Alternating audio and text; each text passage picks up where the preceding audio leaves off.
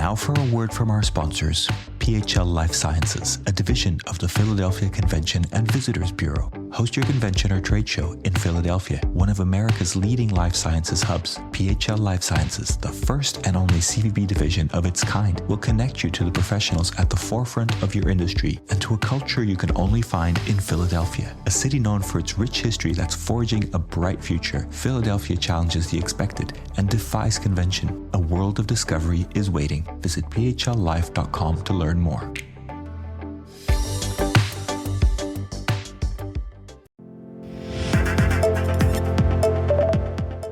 Welcome to this episode of the Skiff Meetings podcast. I'm your host, Miguel Neves, the editor-in-chief of Skiff Meetings. And today, as my guest on the podcast, I have Bonnie Grant, the executive director of PHL Life Sciences, a division of the Philadelphia Convention and Visitors Bureau. Also, look out for a brand new report from Skiff Meetings in partnership with PHL Life Sciences and the Philadelphia Convention and Visitors Bureau. The report is called 5 Trends for Life Sciences, Conventions, Meetings, and Events, and it'll give a wide perspective of the work that PHL Life Sciences does and much more. In this conversation, we start by talking about Bonnie's career and how she came to be the executive director of PHL Life Sciences, but also how PHL Life Sciences came to be. We also talk about how helping life science organizations such as medical associations and societies tap into a great pool of talent that is present in Philadelphia is something that Bonnie is very proud of. Bonnie shares some of her thoughts on how she would like to see more meetings connect with the destination in deeper ways, and she also recommends that planners should lean in on any destination marketing organization that they are working with. I hope you enjoy this conversation and you enjoy the Skiff Meetings podcast. If you do, then consider rating the podcast and leaving a review so more people can find out about it. Thank you.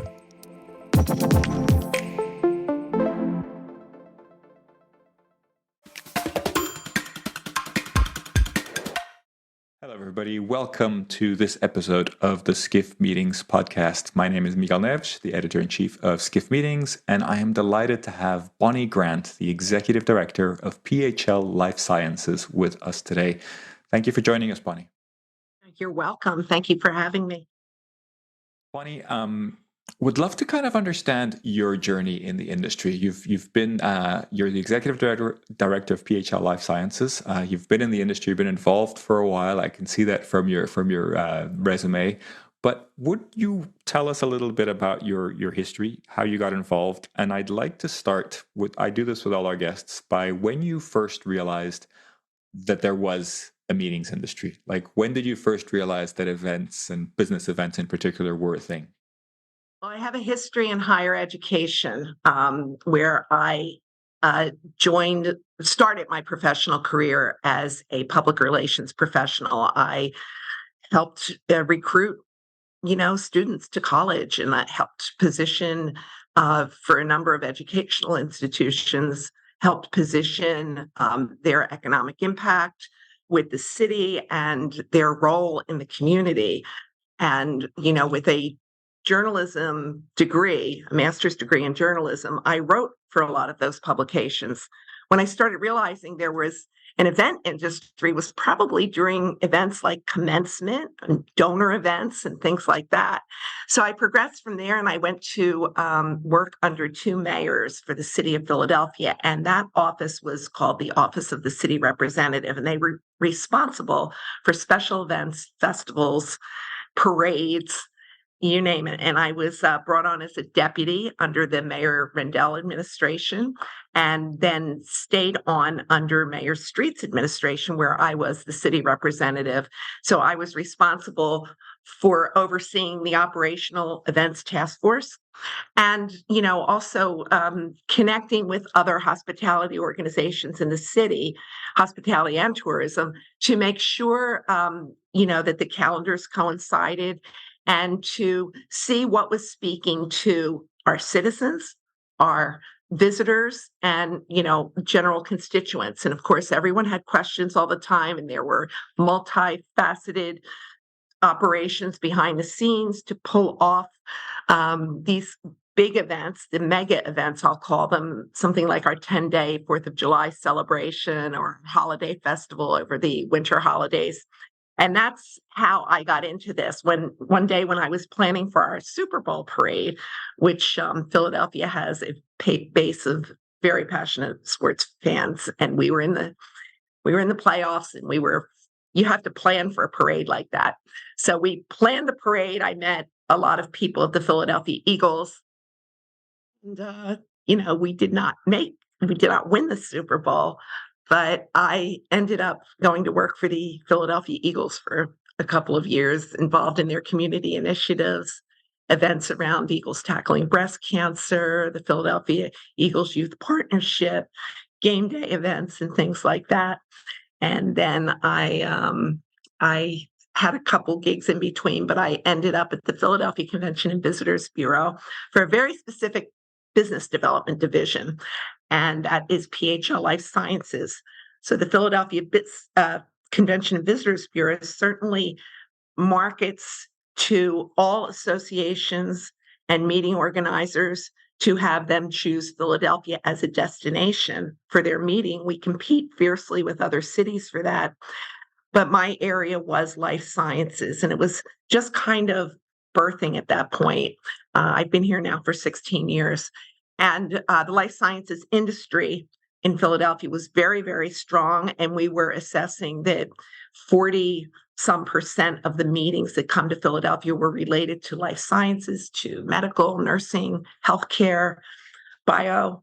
And that's how I started in that. So my job was to market the city as a life sciences meetings destination. And again, we competed with other cities and still compete with other cities to get that very, very coveted business. So that's my journey. Yeah. And there you have it. Thank you for taking us through that. Now, you've covered a number of different areas there, so happy to pick some of those things out. But one sort of fun question that I ask a lot of our guests is, how do you tell friends and family who are not in the industry? How do you explain them what you do? And I have to do that a lot because I do that with medical professionals who might be in the OR most of the time, or they're in a lab curing cancer. But what we do is we sell Philadelphia. We sell Philadelphia as the destination for a large or small meeting or convention. And because we get those delegates, attendees, and exhibitors here, it populates our city and it feeds the economy by having the spend in our restaurants, in our, retail, in anything you can imagine. Those people are here, spending money, and there is a calculated spend to each visitor. And really, it generates a tremendous economic impact. And what that does is it keeps our people employed. That is a great reason for doing what you do. So let's jump into PHL Life Sciences. I'm familiar with plenty of destinations that segment their destination marketing approach, right? So they have different segments, different things to do. But you've created almost a whole structure here. Like, this is a big investment in life sciences. Tell us a little bit about how this came to be. Well, you're right. That destination marketing organizations have specific areas of focus. Sports being a very popular one. Everyone, every destination seems to have some kind of a sports authority to attract big sporting events. We have the life sciences, and we also have sports, and we also have a diversity division to enact meetings of diversity or meetings that have issues of diversity or want to be taught about diversity. So life sciences, we realized all the assets that we have in Philadelphia and how we could position Philadelphia to the advantage. And we are a city of history in Philadelphia, but we're also a city of medical history. And we realize we have many medical firsts. We have the first hospital, the first children's hospital, the first medical school, the first College of Pharmacy and Science, the first medical association, and that list goes on. So we thought this is a very educational address as a destination. And a lot of these venues here are themed after those historical milestones. But we love to say we are still making history with our 7 medical schools, our research institutions, our research therapies and development. That is happening in Philadelphia. Not so long ago, in 2018, I believe, we were kind of nicknamed Silicon Valley for the progress in gene and cell therapy. So we have a lot of innovators here, and that makes for a great pool of talent. And when a convention comes here, they can not only draw on the talent from the universities and the medical schools, the specialties, the disciplines that they are discussing at their meetings, but they can draw from a deep pool of that talent for exhibitors and students and fellows. They can come to the exhibit floor and see what's happening here and really create partnerships and long-term business opportunities. And so, are you focused only on the selling side, or do you also then help connect the dots and kind of make all these things happen? The selling side is we do have a sales team. They're divided up into territories wherever associations are located. As you can imagine, many associations are located in our country's capital in Washington, D.C., but we have associations headquartered on the West Coast, in the Southeast, in the Southwest, in the North. And I work with those sales team members to help mine the associations that are out there, the opportunities that are out there, and try to meet with those customers to make them aware. The larger meetings are planned many years out. As you can imagine, they have to put a footprint hold on hotel rooms and the convention center space and meeting rooms. So we are booking well into the 2030s already, you know, and that's why that sales process is important. We want to make them aware that this division is here to help them however they can. And then when that convention is booked, it's usually 18 months to 2 years out that they'll start doing the site visits to make sure all the components are in place for their meeting that would be coming up, how they market the message to the attendee and to the exhibitor, how they want to spread the word, maybe for opportunities for example, a day pass for a student or, speaker opportunities, things like that. And we also have a great media team, marketing and communications team, and we're the fourth largest media market in the country. So we will, encourage them. Whatever they're discussing at those meetings can be life-changing and they affect people on the ground. So we will help them navigate the media landscape for opportunities for, public relations, media placement, and that kind of thing. And those opportunities vary because you might have a convention that has a very large operation with press conferences scheduled every hour, or you might have, just a small booth with a couple of media representatives. But we will take whatever we have with the association and try to enhance that for them so that they have success and a very memorable meeting. Makes sense. So, in your experience in dealing with life sciences associations and people in that field, are there particularly areas that are sort of different when you deal with them? And I'm thinking you'll probably have very professional associations that have very, professional executive directors and people that know everything, but also you might have some associations that are just, practitioners and life science people that need kind of a different kind of help. What is it that makes life sciences unique in how you deal with them? Well, there's a couple things. With some of the larger associations and even smaller associations, you're right. There are meeting professionals affiliated with that association. Their job is to put on meetings, and they might have anything from a board meeting to an advisors meeting to a product launch meeting to a general membership meeting, and that's their job. And medical meetings especially have some compliance issues and guidance that they have to follow. So we try to make sure that our staff and our hotel partners are conversant in that. We want to make sure that they're articulate in the issues. So we, about 10 years or a little over 10 years ago, we became the founding sponsor of Meeting Professional International's Healthcare Certificate Meeting Compliance Program. So that is an actual certificate that they earn by learning all the terms, all the challenges. For example, there may be food and beverage caps for medical professionals. There are reporting issues for doctors. There are destination issues that they may vary in price. So New York's going to be a very different price than, say, San Antonio. And they're the kinds of things that we encourage our partners to learn about. Are you ready to celebrate your successes in the world of meetings and events? The Skift Meetings Awards are back for 2024, recognizing the most innovative business events companies across 15 categories, and we want you to be a part of it. Winners will feature on Skift Meetings, sending a clear signal to events professionals around the world that these are partners they can rely on. The final deadline for submissions is June 11th. We encourage you to start your submission today to secure the best entry rates. For more information and to start your submission, head to live.skift.com.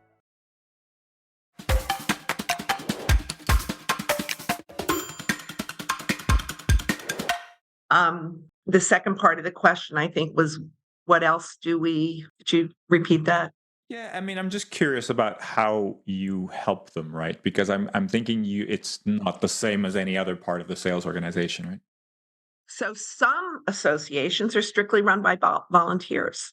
We've had nursing associations or science associations that are run by teachers or nursing practitioners, and they don't really know the meeting. They might have an administrative assistant working on it with them. So we try to make that easy too. We help them navigate what might be the hotel package. We help them research what the RFP might have been in another city. So we're there to guide every step of the way. So you have very experienced people to people maybe with just a smaller set of resources. Yeah, it's always a wide range, right?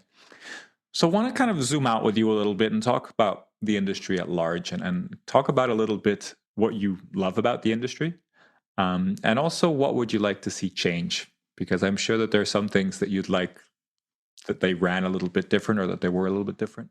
There's two industries that we're talking about. So there's the hospitality industry, and then there's the life sciences industry, which I've come to know and love a little bit. And I'm here to connect those industries. So first, I'll talk about life sciences because it's so very important to what I do.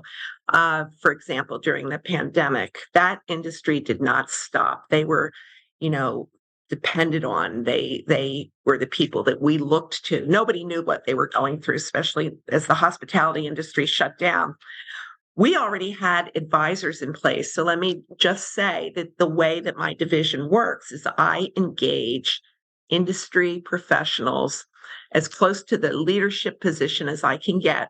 So you might have medical school deans, you might have the presidents of the tri-state bio organizations, or senior level people in some biotech organizations, nursing leaders, chief nursing officers, academic nursing deans in higher education. So we engage them, and we don't keep the lift heavy. What we do is with our life sciences advisors, we gather 3 times a year so that we can tell them what's coming, what's going, what the opportunities are, what we might need help with in the way of like large meetings and small. We report out on the smaller meetings too. And with the nurses, it's such a busy group. We only meet twice a year with them. And yet I can call on these individuals and these leaders whenever I need, whether it's a letter of support or if I need to know who the star is in a certain discipline or industry, I can call and consult with them. And that's all about recruiting and nurturing those relationships, which are very important. So that industry never shut down during the pandemic, but we had these professionals in place. What were we going to do? We took the best experienced in vaccine development, in public health, in advocacy, and we engaged them in a smaller group to advise our meeting customers. We had a chief health advisor that we engaged. His name was Dr. David Nash. He was the founding dean of the School of Population Health at Jefferson University, one of our top medical schools. And he was on call to talk to our customers, talk us all through the onset of the pandemic, the consequences of the pandemic, what was happening out in the world, the development of the vaccine, the delivery of the vaccine, and then the safe return to travel. So we used them that way. It was such a value to our customers.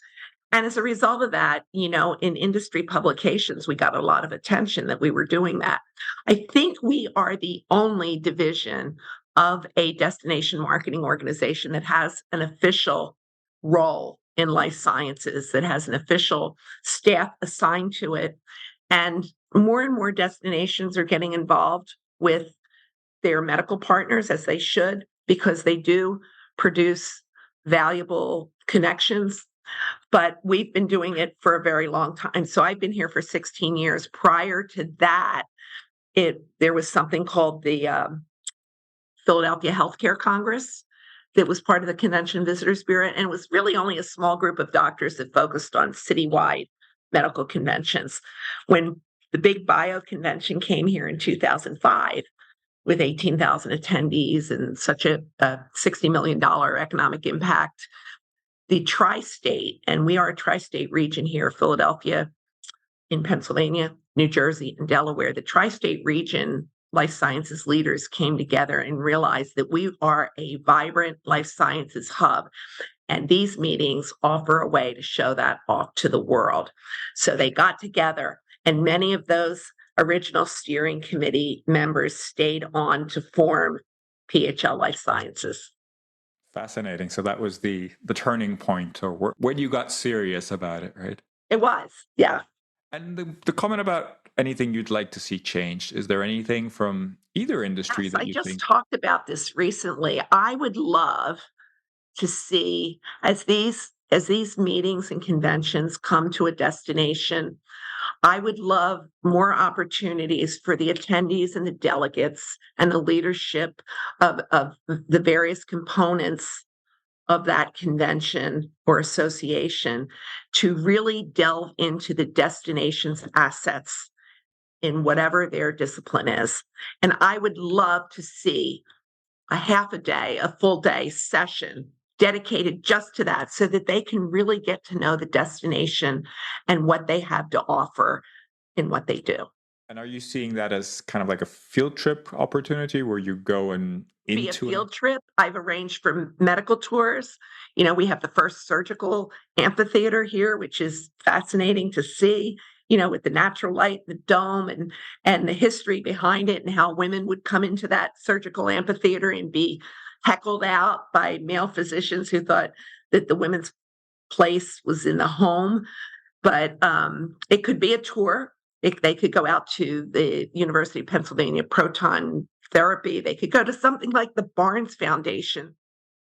The Barnes Foundation is an amazing collection of medical art, and not medical art, I'm sorry, amazing collection of art, post-impressionism, impressionism, and modern art that was collected by Dr. Albert Barnes, who was a Philadelphia guy, grew up in a poor neighborhood, went to Central High School, one of our magnet public schools, and this is in the late 1800s, and graduated by the age of 21 from Penn Medical School.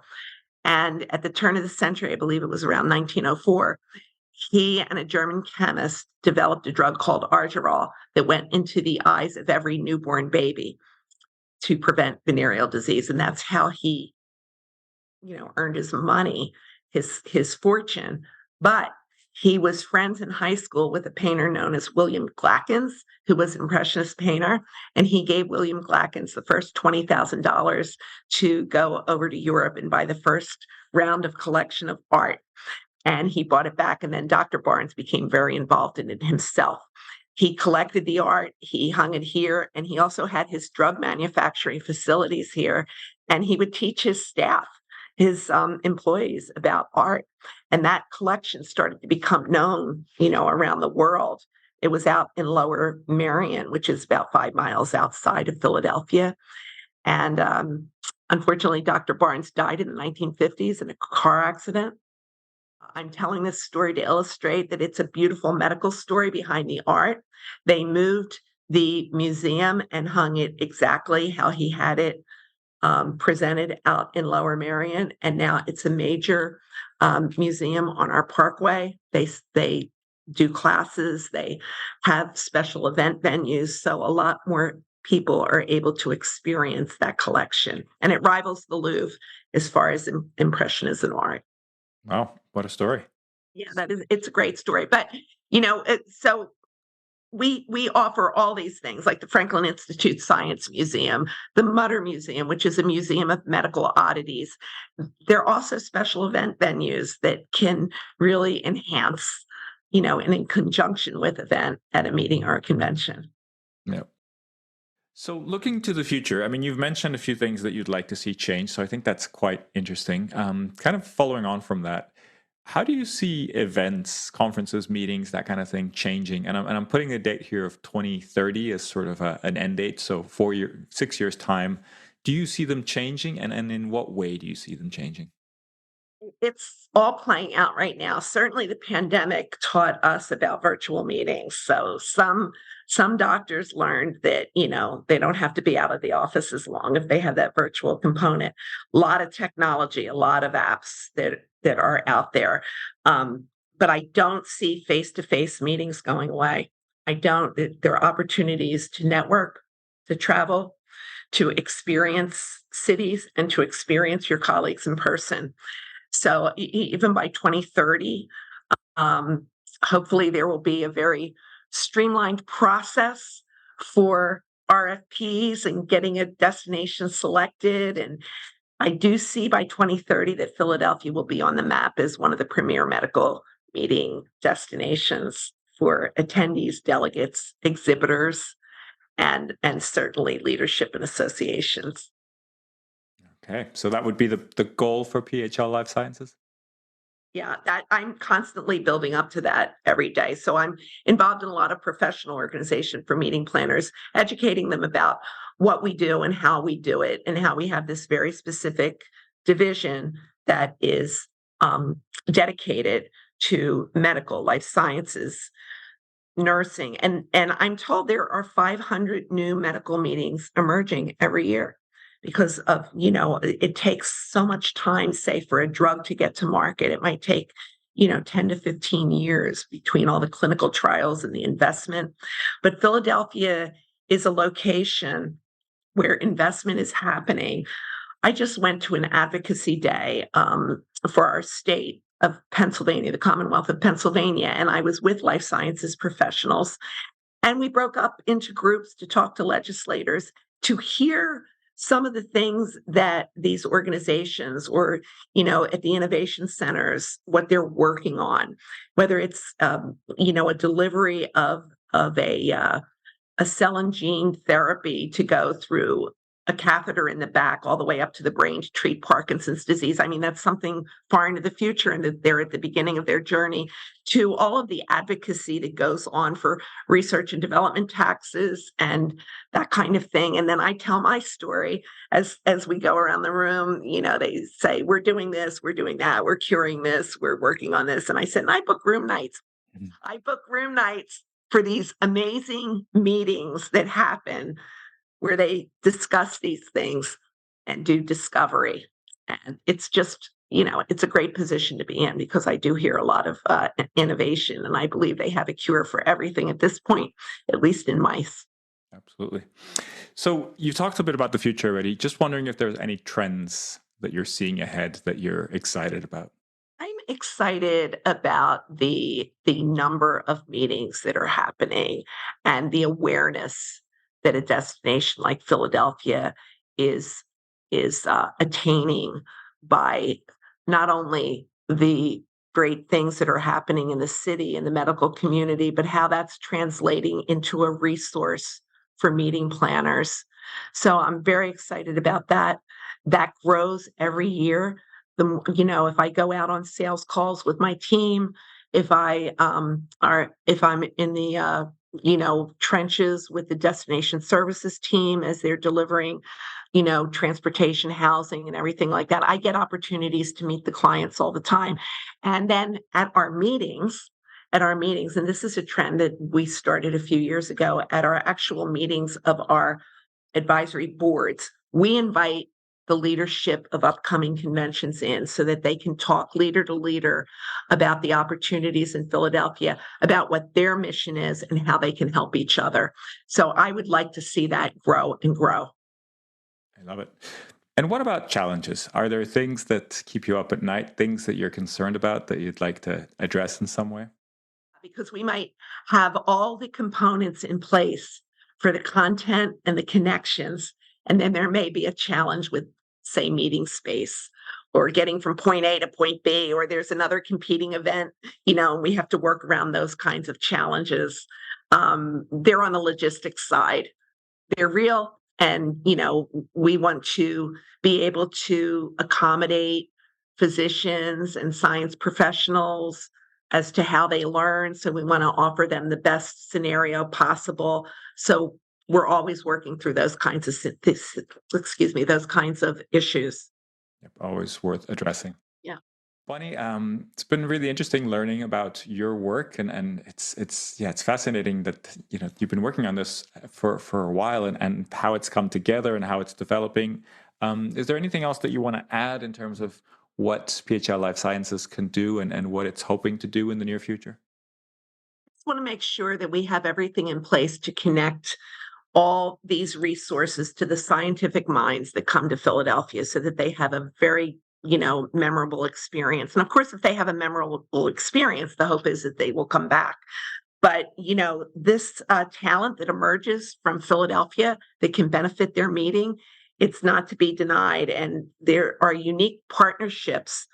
I think all meeting planners should lean in on their destination, because these unique partnerships offer really an ease for them. We try to make their life easier, and every destination can do it.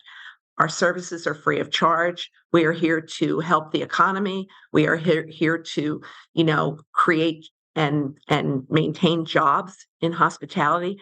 And this is what I tell my potential advisory board members, because there are so many meetings and innovation in that area of life science related meetings. It creates more meetings. It creates more opportunities for hospitality employment. They love it. They love promoting their destination. They love showing off their destination, and they usually help us in any way they can. Love it. That's a perfect place to end. Bonnie, thank you so much for your time. It's been a pleasure chatting to you and learning about your role. Thank you, Miguel. And I'm really looking forward to the report.